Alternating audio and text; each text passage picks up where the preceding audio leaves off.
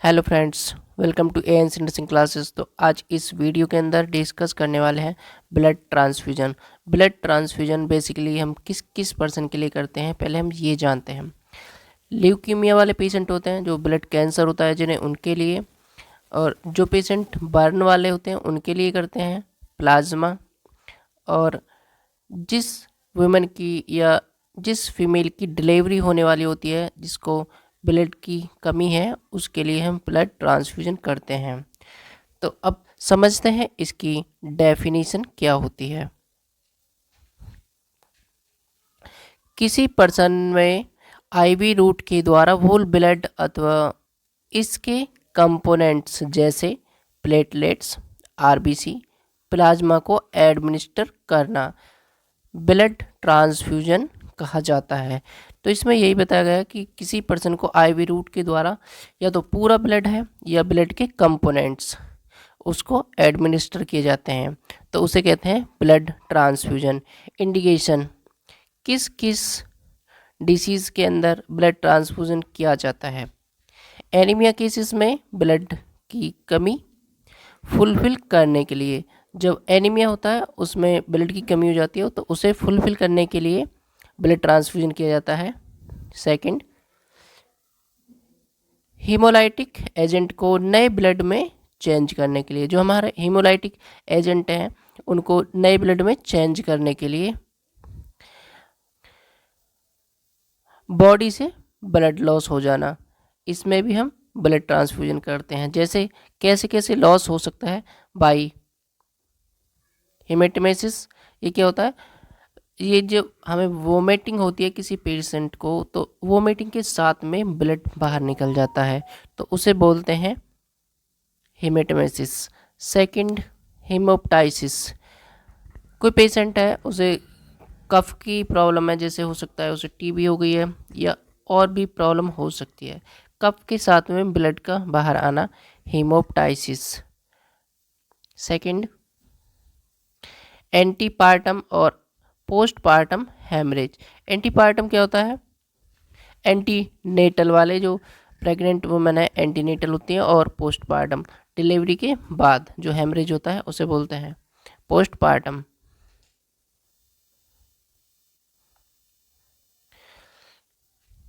उसके बाद देखते हैं ऑपरेशन और एनी सर्जरी के टाइम पर, जिससे किसी को ऑपरेशन होने वाला है और सर्जरी के टाइम पर ब्लड ट्रांसफ्यूजन करते हैं।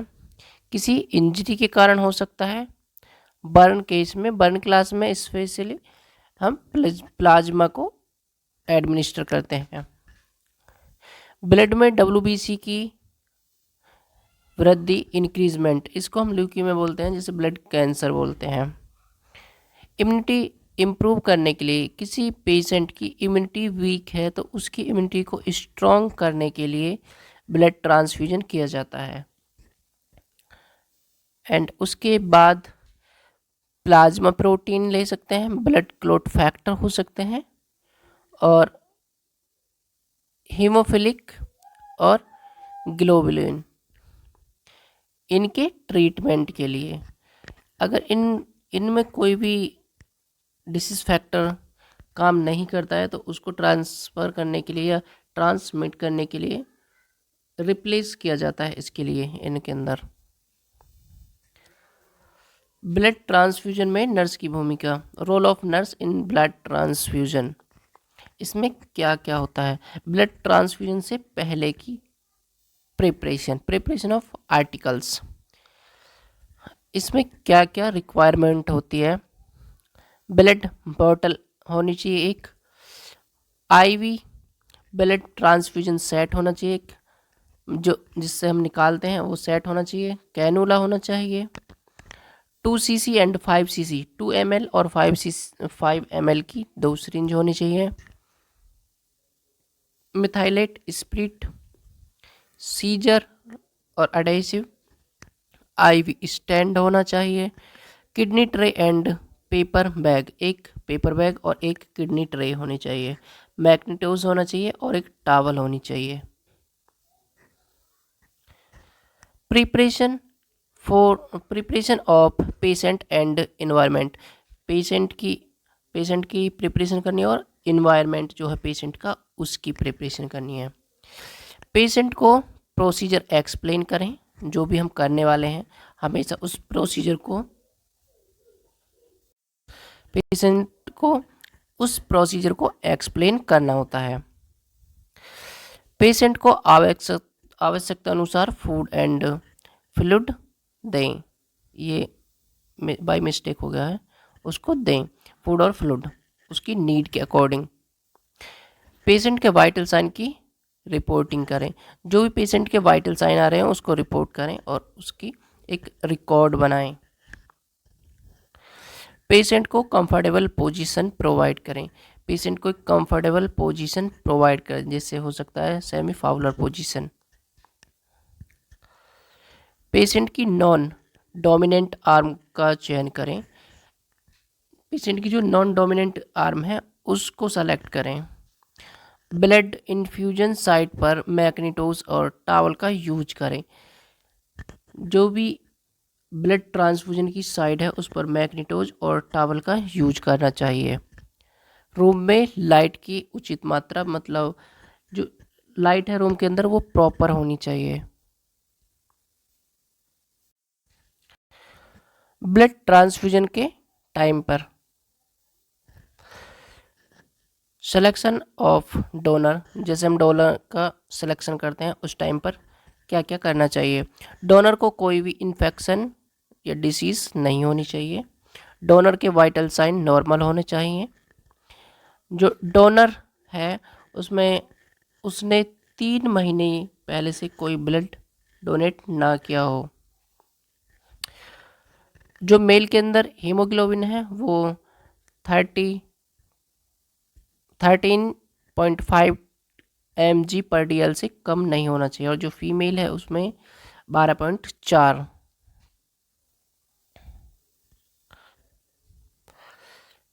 ABO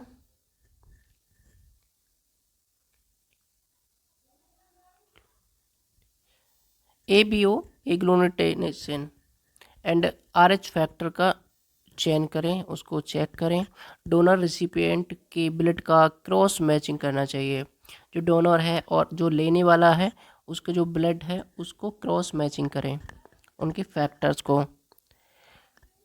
collection, storage and transportation of blood, blood का कलेक्शन कैसे करना है, स्टोरेज कैसे करना है, उसका ट्रांसपोर्टेशन कैसे करना है, अब इसके बारे में पढ़ते हैं। ब्लड का कलेक्शन लेबोरेटरी में टेक्नीशियन के द्वारा किया जाता है। जो ब्लड का कलेक्शन है वो किसके द्वारा किया जाएगा, लेबोरेटरी के टेक्नीशियन के द्वारा। स्टोरेज डिसइंफेक्टेड पात्र में किया जाता है, जिसमें anticoagulant ACD acid citrate dextrose या सिट्रेट फॉस्फेट डेक्सट्रोज सॉल्यूशन होता है, जिसमें ब्लड को कलेक्ट करते हैं उसमें ACD एसिड सिट्रेट और डेक्सट्रोज होना चाहिए, जिसमें ब्लड क्लॉट ना हो जाए। डोनर यूनिट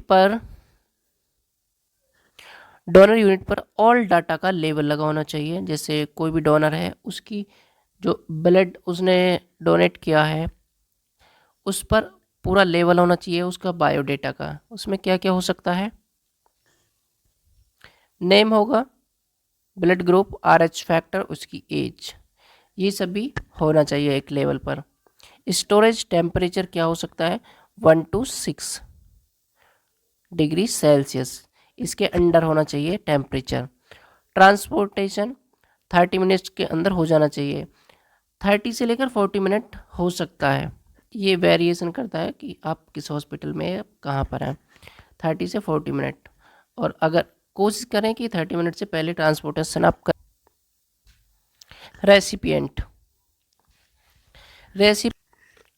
रेसिपिएंट के ब्लड के नमूने को एग्लूटिनेशन और क्रॉस मैचिंग के लिए भेजते हैं, जिस पर आइडेंटिफाई हेतु ऑल डाटा का लेवल होता है। इसमें क्या होगा, जो रेसिपिएंट का ब्लड है उसको ए ग्लूटिनेशन के लिए, क्रॉस मैचिंग के लिए भेजते हैं कहीं पे, और जिस पर उसका आइडेंटिफिकेशन पूरा का पूरा डाटा होता है, लेबल। रेसिपिएंट के वाइटल साइन को नोट करें। प्रोसीजर, सबसे पहले हैंड वॉश करें।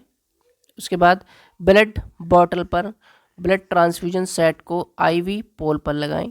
जो भी आपकी बॉटल है उसे आईवी स्टैंड पर लगाएं। कैनुला को वैन में फिक्स करें। कैनुला को ब्लड सेट से जोड़ें, उसको ब्लड सेट से कनेक्ट कर दें। डॉक्टर की एडवाइस के अकॉर्डिंग ब्लड की मात्रा सेट करें। 10 मिनट तक पेशेंट की कंडीशन और वाइटल साइन चेक करें। कंप्लीट ट्रांसफ्यूजन होने के बाद आईवी सेट हटाकर वेन को क्लोट कॉटन स्वैब से दबा कर रखें ताकि वो ब्लड बाहर ना निकले। ब्लड ट्रांसफ्यूजन के पश्चात नर्स की भूमिका क्या होती है?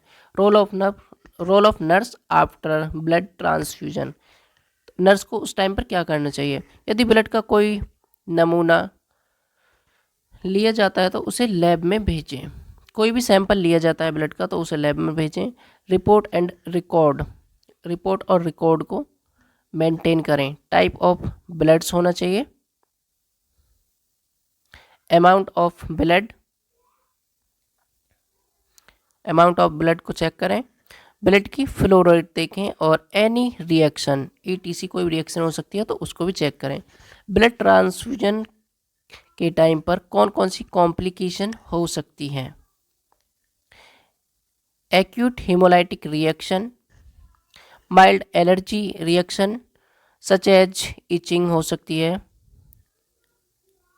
यूटिकेरिया, रेड स्पॉट स्किन पर हो सकते हैं, फीवर विद चिल्स, ठंड के साथ आपको फीवर होगी, और हेडक हो सकता है, डिस्निया जो हमें सांस लेने में प्रॉब्लम होती है, difficulty in breathing, cyanosis, blood के अंदर ऑक्सीजन की कमी हो जाएगी, चेस्ट पेन होगा, nausea, rapid pulse and respiration, rapid pulse होगी और रेस्पिरेशन भी, वोमिटिंग, ब्लड प्रेशर लो होगा, शॉक और एन्यूरिया। 100 ml से कम इसमें यूरिन आउटपुट होगा।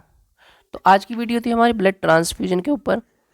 आई होप ये वीडियो आपको समझ आई होगी। अगर इस वीडियो के अंदर आपको कोई भी डाउट होता है तो आप हमें कमेंट करके पूछ सकते हैं। Thanks for watching this video.